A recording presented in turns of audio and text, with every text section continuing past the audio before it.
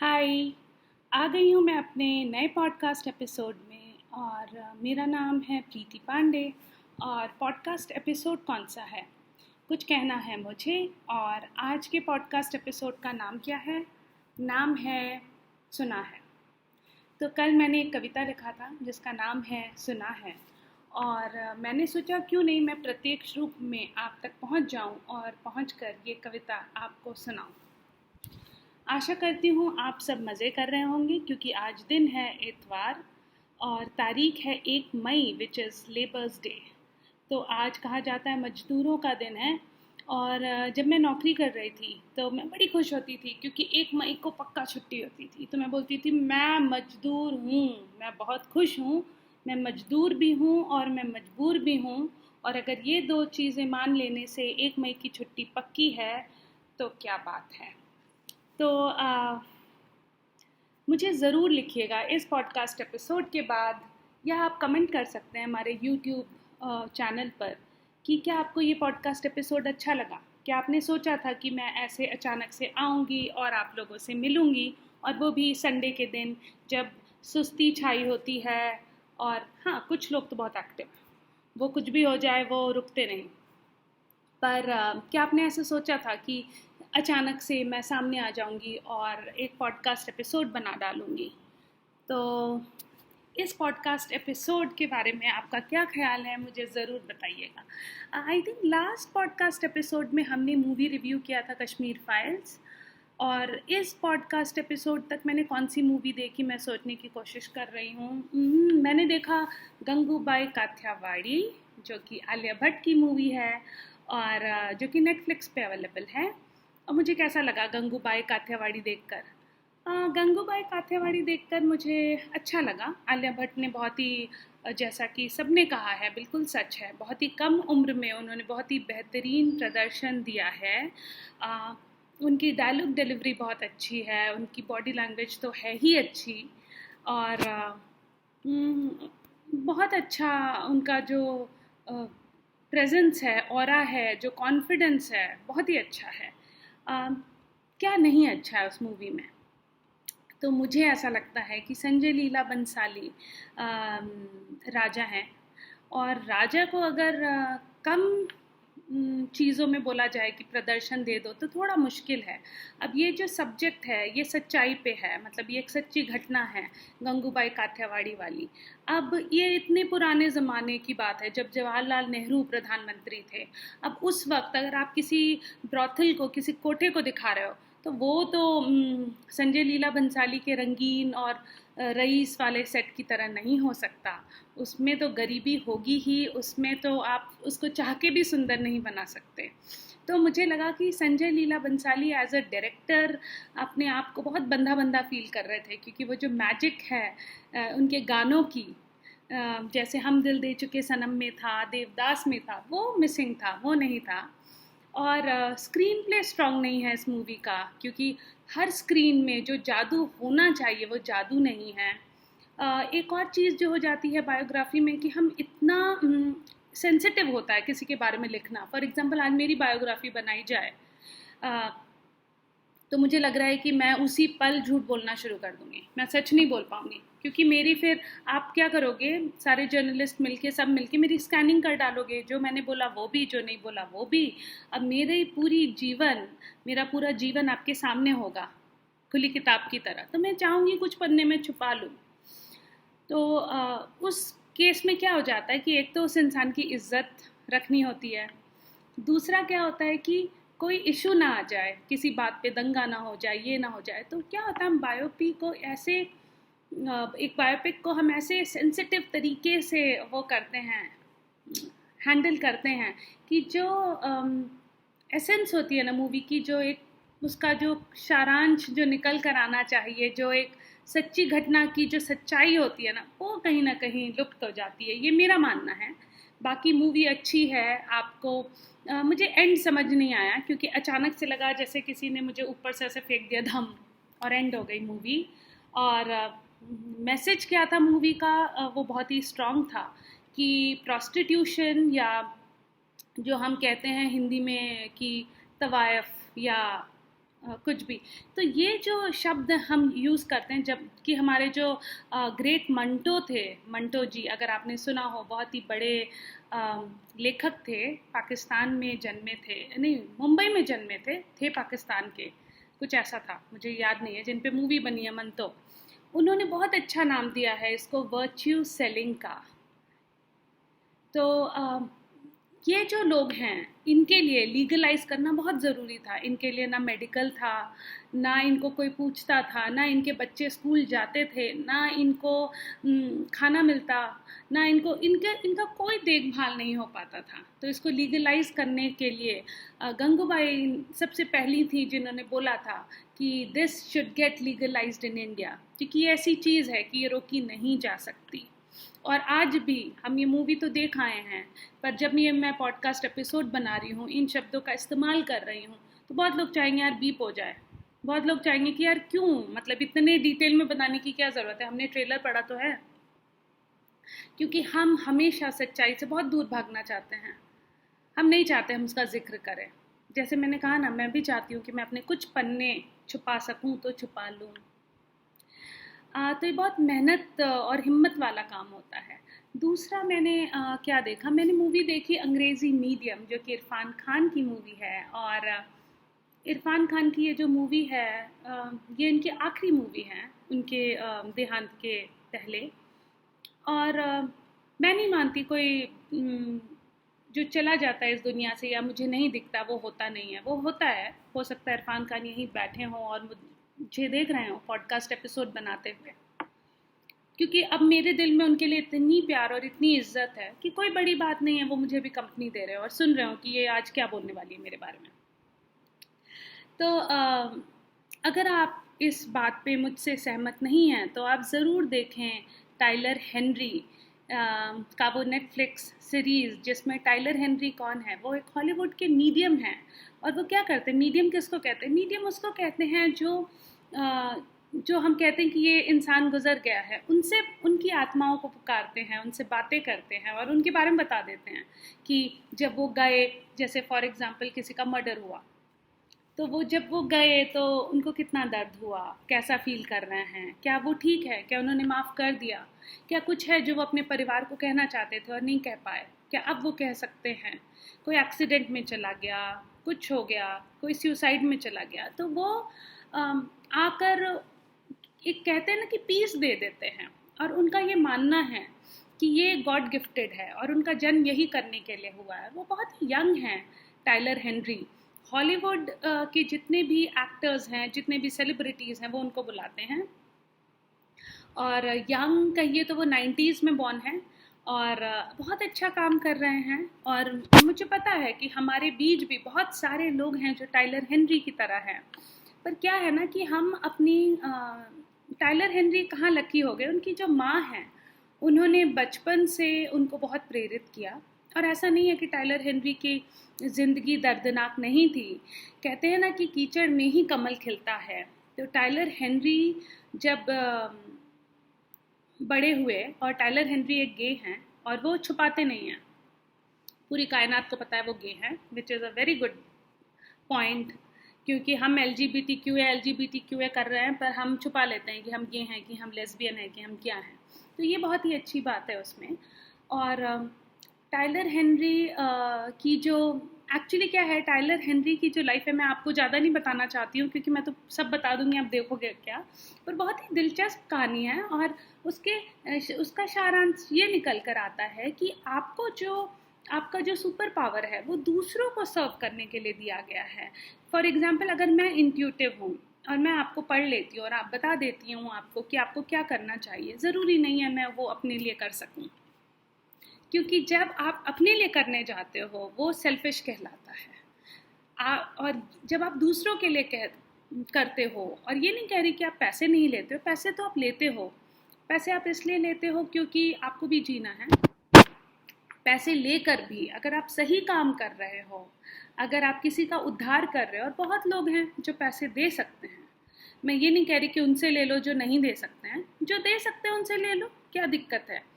तो वो लोग पैसे दे रहे हैं पर हम उनकी सेवा कर रहे हैं, उनको वो सुकून दे रहे हैं जिसकी वो खोज में हैं, जो उनको कुछ भी करने पर भी नहीं मिल रहा। तो ये था टाइलर हेनरी जो नेटफ्लिक्स सीरीज़ है उसके बारे में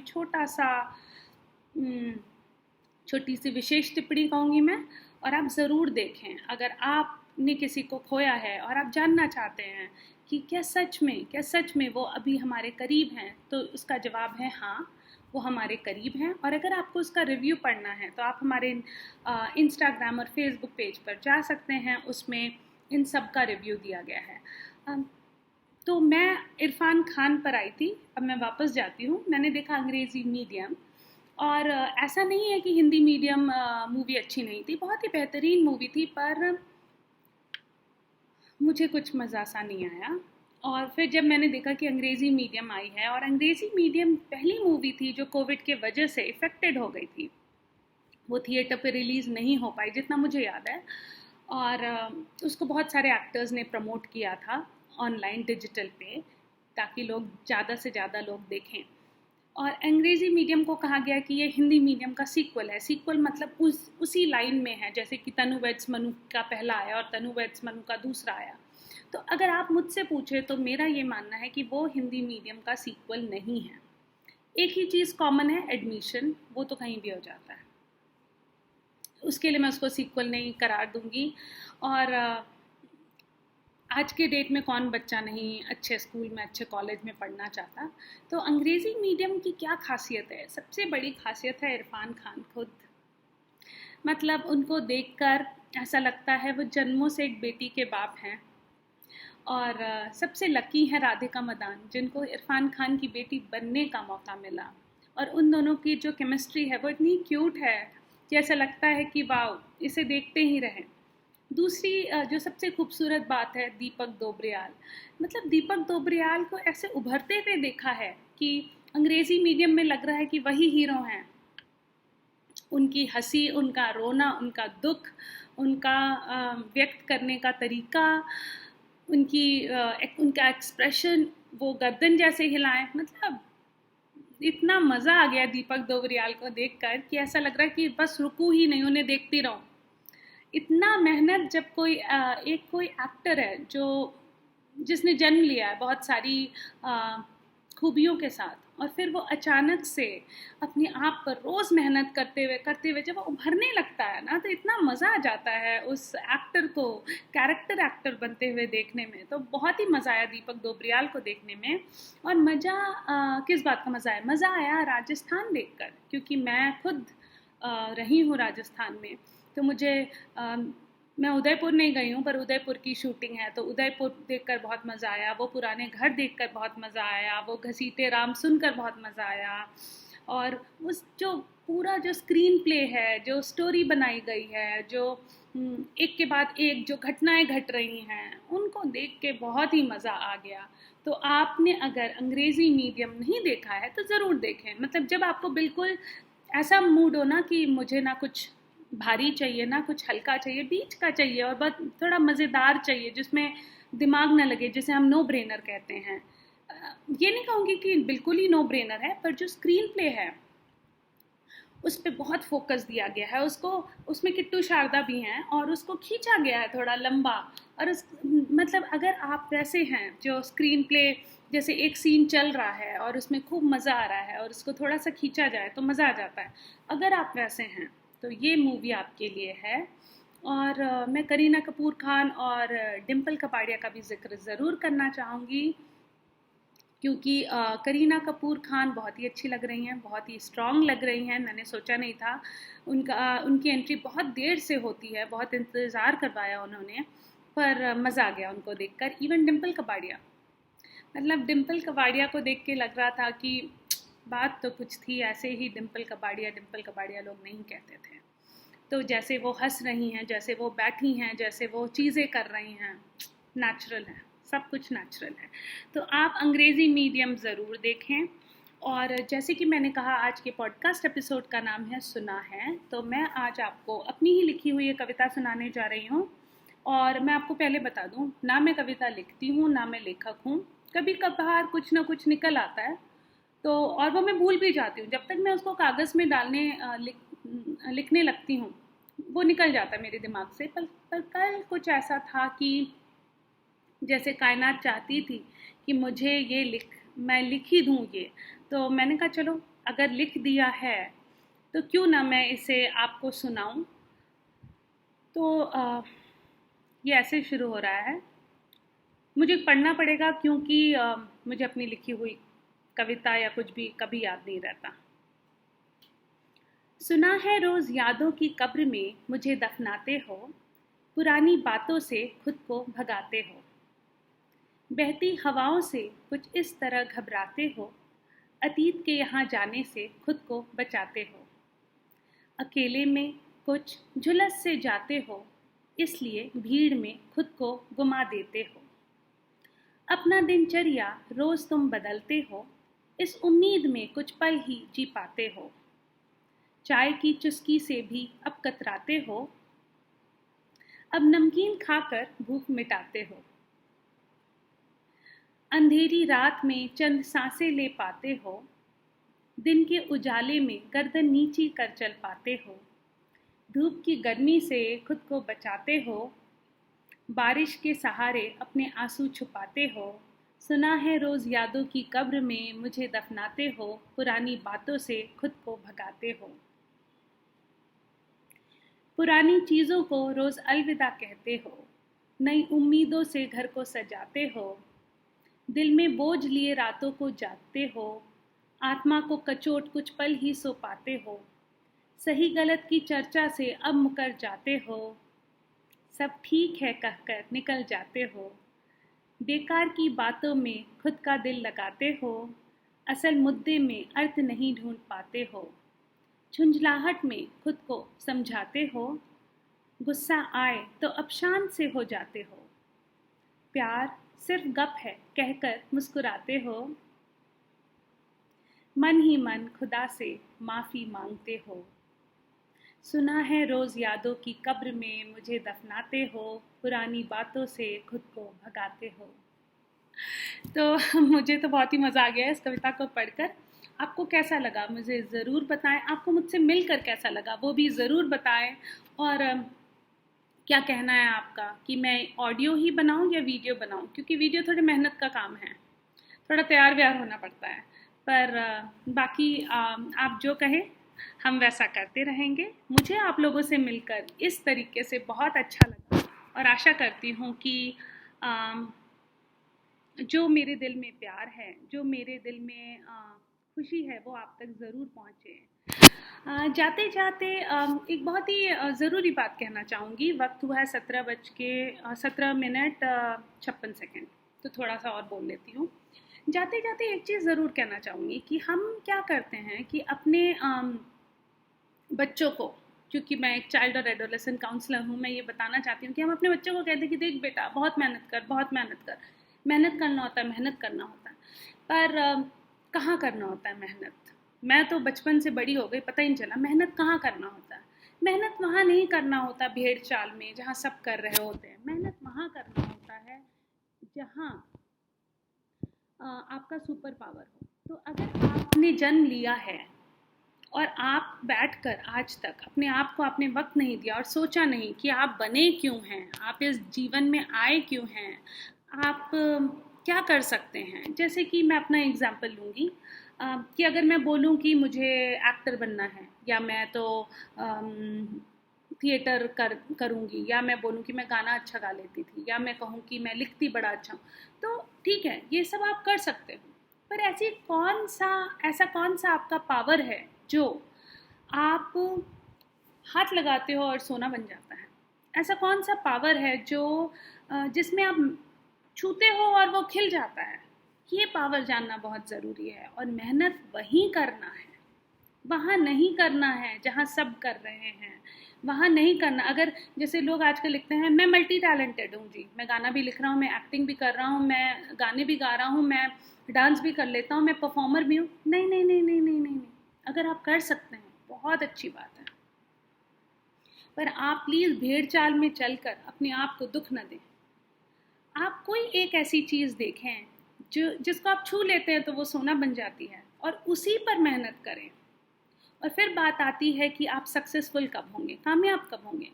तो मैं बस इतना कहना चाहती हूँ कि लगे रहो मुन्ना भाई, एक दिन अचानक तुम्हारे नाम का भी सूरज निकलेगा और तुम्हारी भी वाहवाही होगी। तो इसी उम्मीद में मैं अब अलविदा कहती हूँ और फिर मिलेंगे अपने नेक्स्ट पॉडकास्ट एपिसोड में। मज़े करते रहिए।